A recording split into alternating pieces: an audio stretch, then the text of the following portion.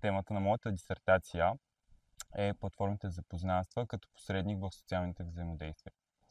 И какво се опитваш да Идеята е постигнеш? да изследвам цифровизацията на интимността и как технологиите променят взаимодействията и обогатяват взаимодействията между индивидите.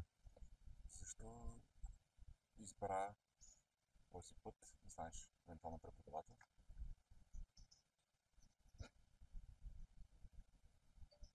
Не знам какво да ти кажа Добре. на този въпрос. А,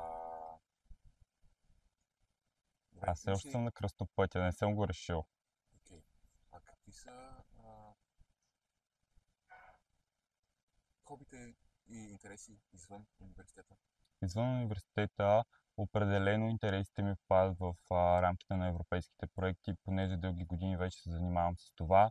А, Занимаваме се с енергетика, с потребителско право също така. Добре. А, добре, а защо ще станеш докторант? На мен да стана докторант ми се стори като едно изключително естествено продължение на моя професионален път и отново връщане към социологията, което за мен това е изключително интересно.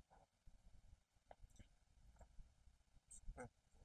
А, в един екип и в един проект, каква е ролята, която ти би си определил на себе си? Ролята, която аз си определям е от ръководните позиции, понеже съм свикнал да създавам проекта от нищото, да го ръководя, да го отчитам и да координирам всички останали звена, които работят по него.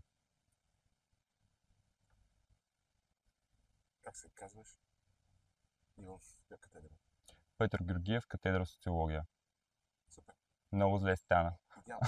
Много се спече, но идеално.